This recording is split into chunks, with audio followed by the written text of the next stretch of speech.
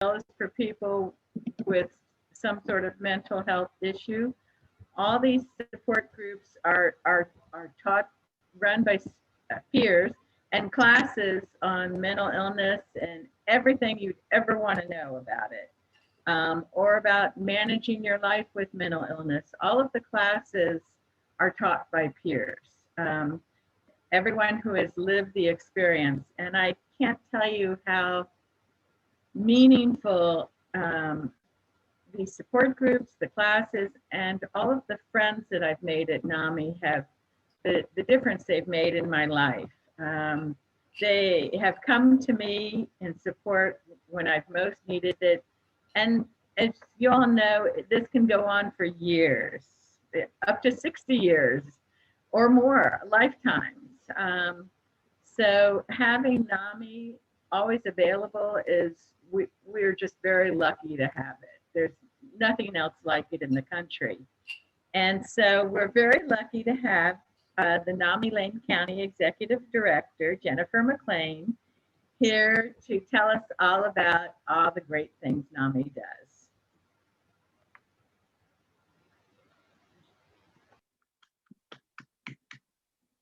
And Jennifer, I made you a co-host, so you're there to share your screen if you like. Okay, perfect. Well, thank you, Leslie, for the introduction and also the invitation to come and share some things about NAMI with you all. Some of you might have heard a little bit about NAMI before, but it's been a heck of a year, as I think you all could attest to. And we've shifted and pivoted just like everyone else. So I'm happy to share sort of what we're doing and give you some updates there. And I did make a PowerPoint presentation for this. So we'll see if my tech skills can share the screen with you all. We'll see how this goes. Yep, looks like Let's it's see if I can make it in this way though. Okay, how does that look? great. Cool. As Leslie said, my name is Jennifer MacLean, and I'm the Executive Director with NAMI. I've been there almost 4 years, really flown by, and I met Leslie when I started. She was volunteering in the office and also with our community forums, and a family-to-family teacher and a board member. So Leslie and I have definitely had a chance to connect about NAMI, and even over the last year, still stay connected and stuff. So thanks again. So to get started, I have a little bit of facts and other things like that, stats throughout this presentation. I just wanted to let you know that all of these came from either our website, the namilane.org, or the national site, just nami.org. So if you had any questions about like some of the stats or where I got them, that's where they all came from. So happy to share any of that info with you. So let's get started. So if you weren't aware, the mission of NAMI Lane County is to improve the quality of lives for individuals living with mental health conditions and their family, friends, loved ones through education, support, and advocacy. So as our mission states, those are the 3 big things that we do as our job to the community, which is support, educate, and advocate for those living with a mental health condition, as well as their friends and family members and loved ones. So really that encapsulates everybody. So we're here to help and support everyone, whether you're seeking our services for yourself or someone that's in your life. So I'm gonna move this, sorry. So as Leslie mentioned, just in our name, we are an alliance, a national organization. So NAMI, which is the National Alliance on Mental Illness, started in 1979 as a national organization, just as a small group of families getting together, and we're chatting about their loved ones and how they needed better services for their family. NAMI Lane County also has its beginnings in 1979, along with a national organization. Today, we have more than 600 local affiliates and 48 state organizations who work in our community to raise awareness and to provide that support and education that our community needs. So we're one of 600 affiliates, and that's one of 14 in the state of Oregon. Sorry. Hopefully that doesn't happen very often. I have a very sensitive computer. So I wanted to sort of start off sharing a little bit about some terms, like they get interchanged a lot, and they've sort of shifted over time. So mental health conditions and mental illness.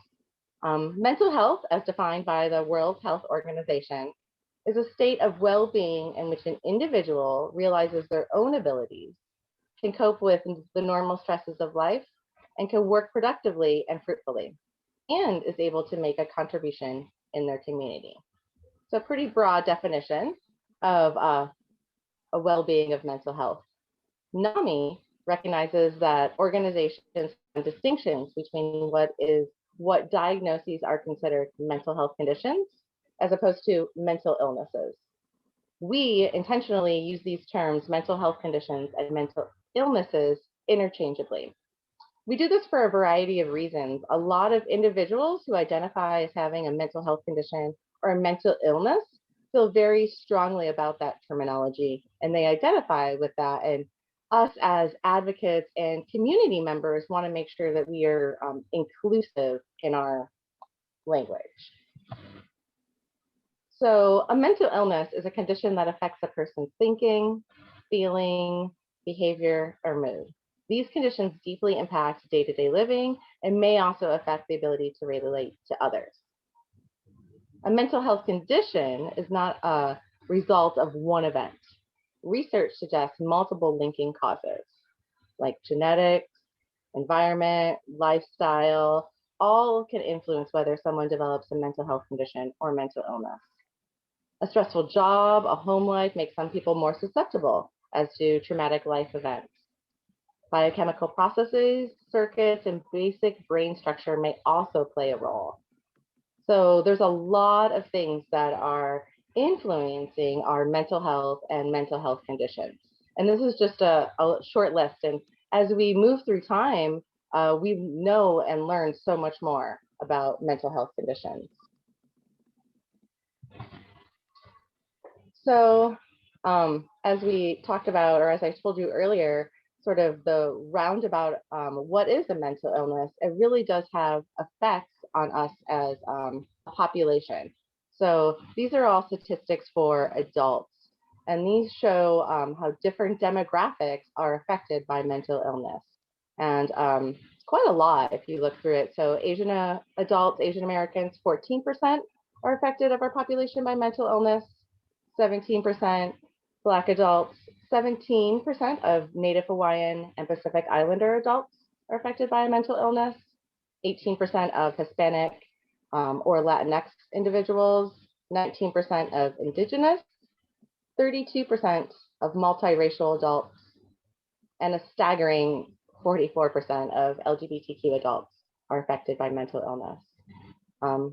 That is very high, because as I'll show you here, that it's just 20% of US adults that experience a mental illness each year, typically 1 in 5. And so I'm gonna go back. If we think about that number of that, it's on average about 20% in our general population.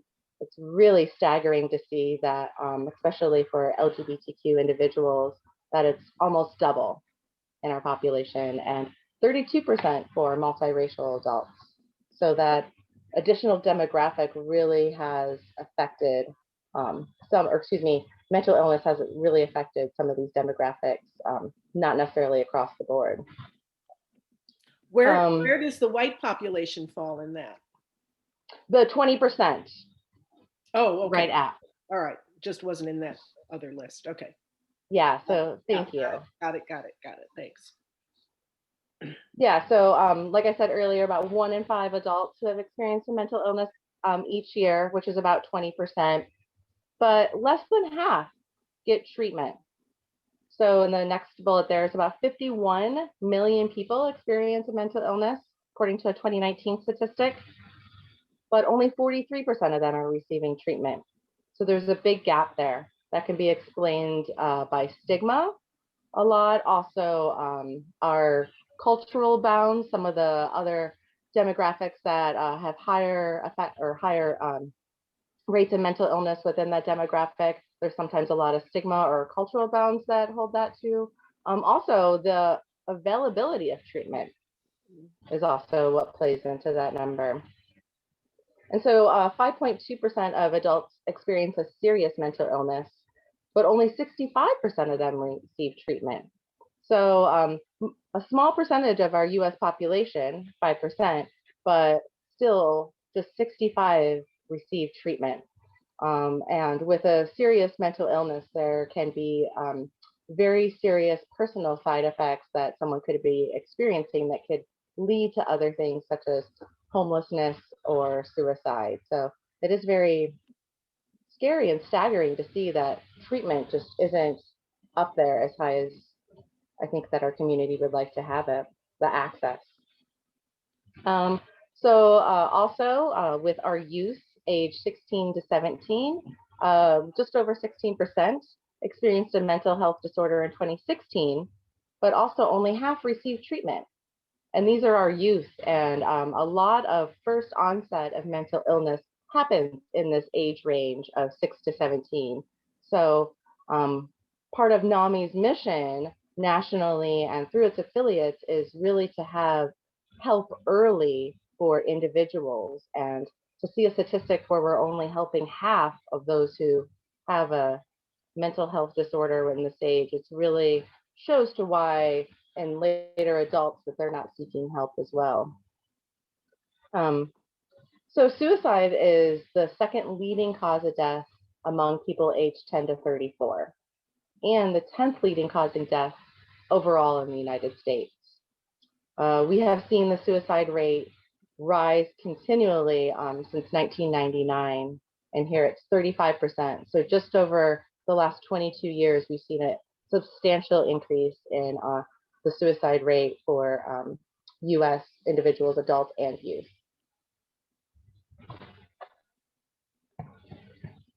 So what are some of these impacts?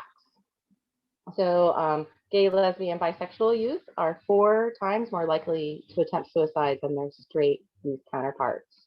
Very high. Transgender adults are nearly 12 times more likely to attempt suicide than the general population.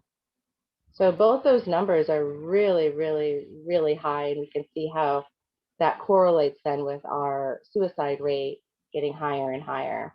A lot of this also links back to some of these populations not having access to treatment, and still the really harsh stigma that a lot of them face for being transgender or lesbian, gay, or bisexual, and also having a mental illness.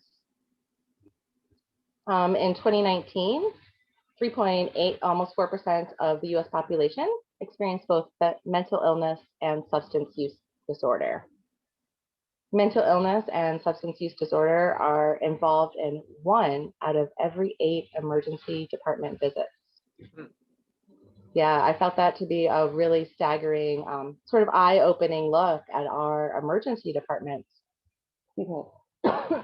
And who takes these individuals to the emergency departments? What sort of involvement are these individuals having before they get there? Is that law enforcement? In our community, it could be cahoots. But then also once they get to the emergency department, how are those professionals, are they equipped to handle individuals if 1 of 8 emergencies are someone that has a mental health or a substance use disorder? Are they ready for that? Is our hospital system ready for that? There's been many stories amongst NAMI that not necessarily true. I hear stories from individuals and family members that there needs to be a big change in how our emergency room and emergency departments function in this role. So a little over 20% of people experiencing homelessness in the United States have a serious mental health condition.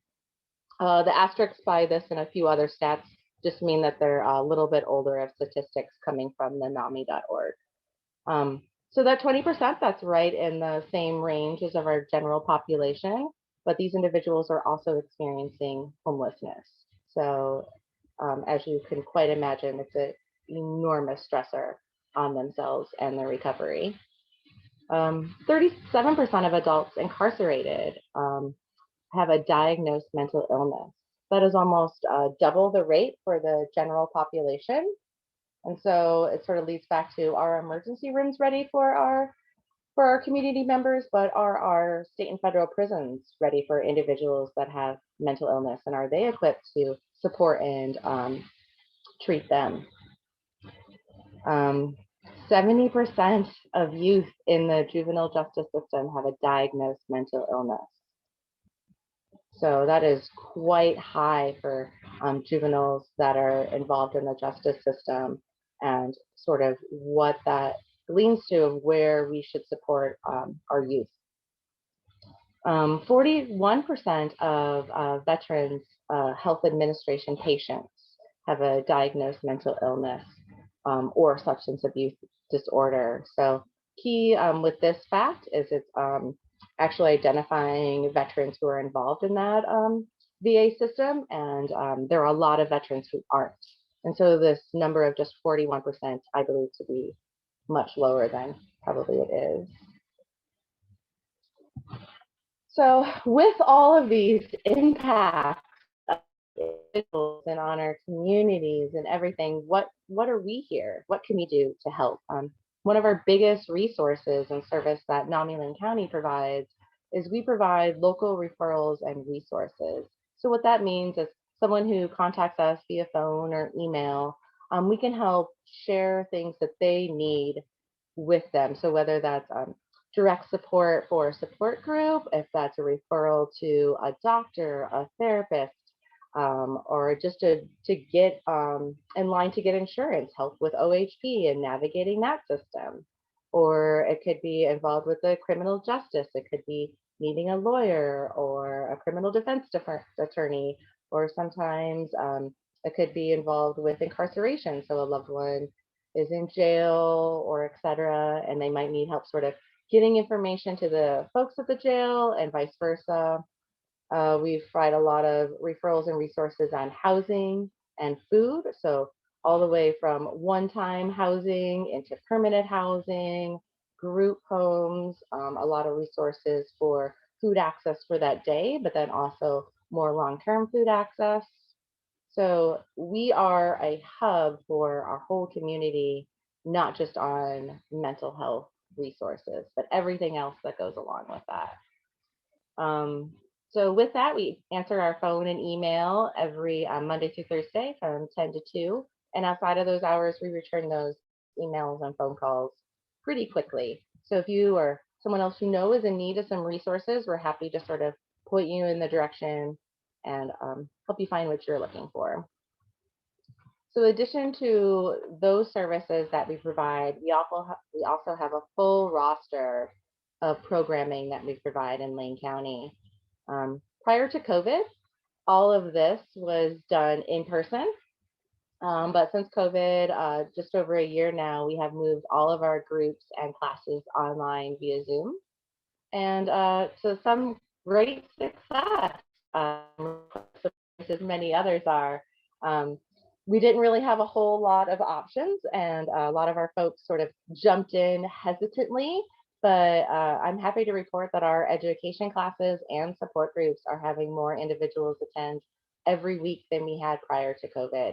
And I have individuals tell me that they would not be able to receive the support they had without having it via Zoom.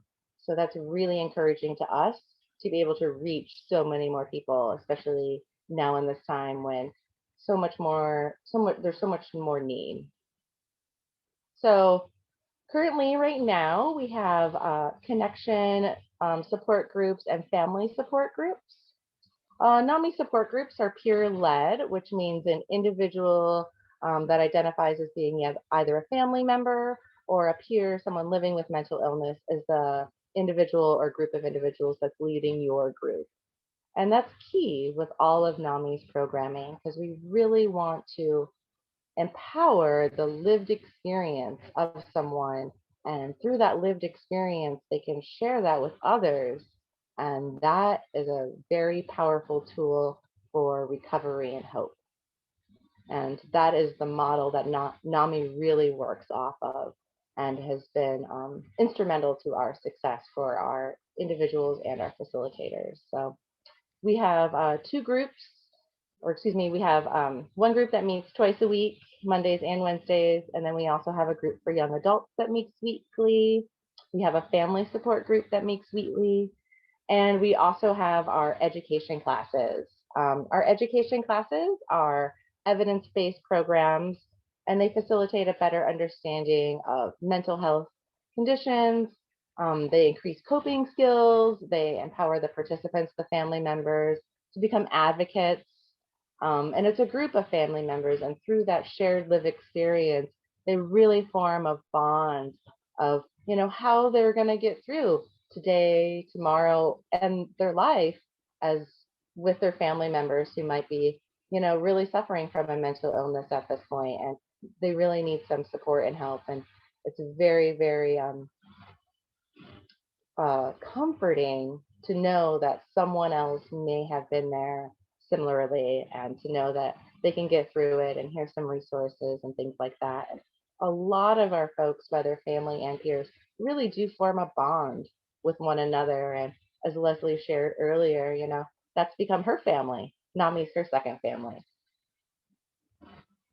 So all of these programs are found on our website. They just take a one-time registration link, and then you could join week after week. All of our programming is free and confidential, still via Zoom. So also other programs that we have is we have our annual event, our NAMI Walks, which allows individuals to participate in an event to help reduce stigma and share why they love NAMI. Our next one is Saturday, May 22nd. It is going to be virtual again this year. But folks need support more than ever. There's just that 1 in 3 U.S. adults reported experienced depression or anxiety since the pandemic began. That's definitely higher than our stat of 1 in 5 experiencing mental health conditions for adults. So just this last year has really exacerbated individuals' ability to cope with stress and anxiety and depression. So even now more than ever, our programs are needed. All of our events are always free to sign up and participate. It's always about that outreach and awareness. That's really the most important part. If you're looking to get involved in other ways with NAMI, we have our walk, like I said.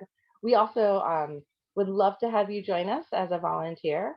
All of our volunteers are trained for free, and you can learn more about opportunities on our website. You could also become a member of NAMI.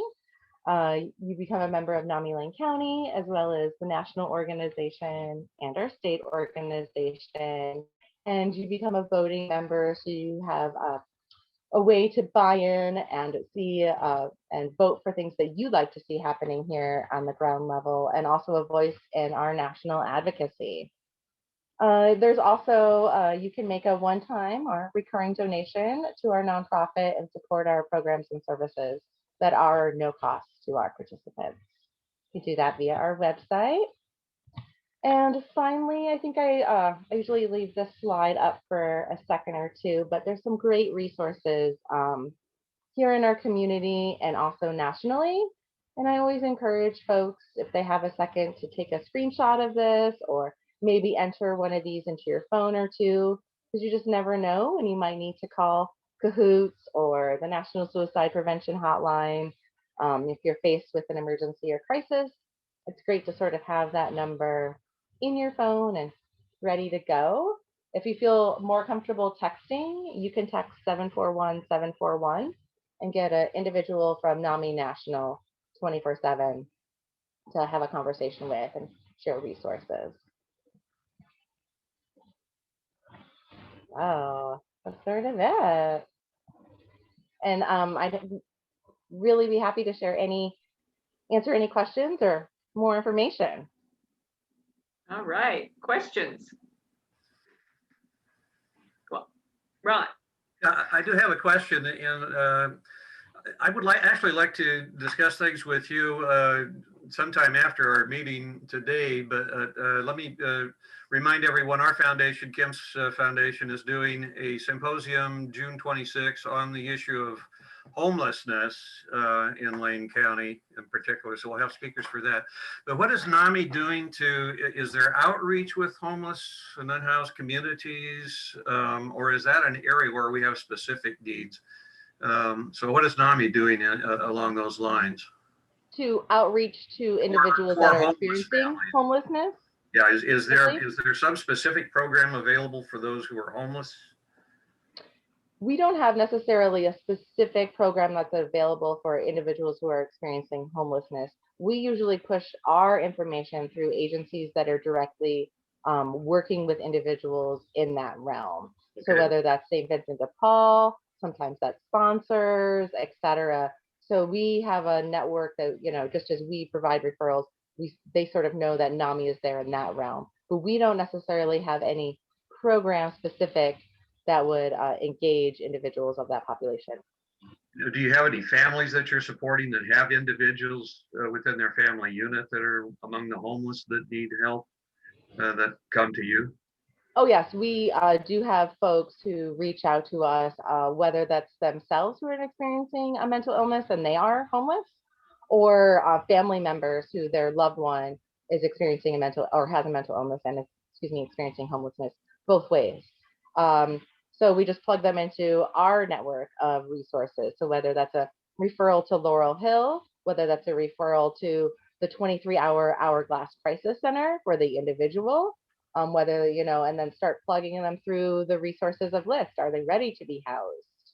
You know, putting them in touch with an agency like Shelter Care, which has a housing first model. So things like mental illness or substance abuse or et cetera aren't weighed into that factor. Thank you. Yes. I have a question. You said that you've gotten some increase in your participation on your training programs or your support groups because you're using Zoom. Let's say things get back to normal and you know, in-person meetings are possible again. Do you see yourself continuing to use Zoom, going into a hybrid format? This is something that every organization I know is grappling with right now. How are you planning on handling that? We are going to do both. We are going to have in-person programming led by in-person facilitators, just as we had pre-COVID. Mm-hmm. And then we are also going to have a Zoom format where 2 facilitators will lead via Zoom. We are not going to do hybrid because of confidentiality and et cetera. So either an individual will participate via Zoom, much like this and like we have been for the last year, or they would participate in an in-person class or group. Well, that's interesting, just doing both separately. I like that. Yeah, so with our individuals and confidentiality, we didn't know how all of that would sort of flush out of a support group, and then there's another support group online, and managing that for our facilitators and so forth. And we have found that individuals that are accessing our things via Zoom and want to continue that, they'll probably stay that way, and vice versa. So, you know, we serve all of Lane County, and sometimes folks who live in rural Lane County or don't have access to transportation can't always make a group at 7 o'clock. Right. But we have engaged a lot more of our rural population and hard to reach population as far as transportation. And some folks who, especially with our family support group, they're supporting a family member. They sometimes can't leave that family member to come get support for themselves. So sometimes this has actually made it a lot easier where they can go into their room and shut their door. Their family member is safe in their house and they're getting their support, and it's much easier. They didn't have to get in a car. They didn't, you know. So this may not be the most ideal thing of not seeing each other and being able to sometimes, you know, see all the expressions and be in a room. And I mean, I miss the cookies and coffee too. Sometimes. Well, it's amazing how much COVID has been a detriment to us in so many ways, but in some ways, like Zoom, we've learned to use a tool that was available before, but there's a benefit to being forced to use this tool. that we're finding out. Who else has a Um, question? Oh, Yes, sorry. we thought, for a few, there was lots of talk in our organization about doing things online, and NAMI National had some programs online, but no one at NAMI Lane County was ready until they found out this is the only way to do it. And then we're like, okay. Just as I Yeah. think we all have reluctantly got it. But some people, just as myself, I have found that like I rather do a meeting here than have to drive across town. I hate driving across the Ferry Street Bridge and et cetera. So it's really been sometimes a great time saver. But I know we are going to get back to in-person programming. I miss it. A lot of our folks miss it. And there is a portion of the population that we have not been able to reach. Right. Yeah. Same. And we do realize same in, that. Same in our organization. Other questions? I thought I saw a hand waver. Now I'm not seeing it.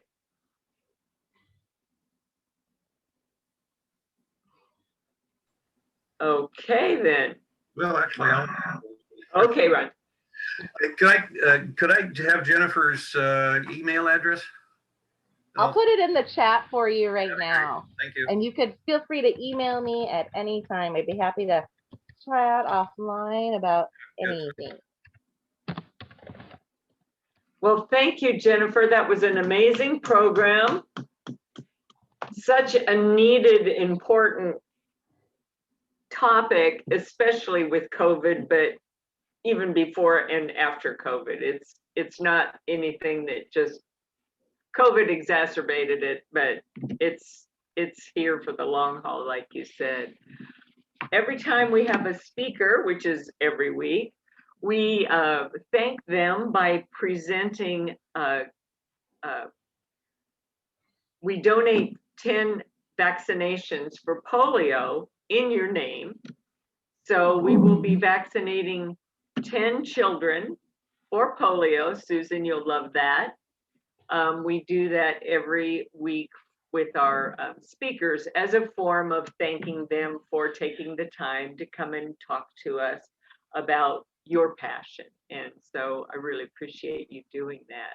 So let's give Jennifer another hand.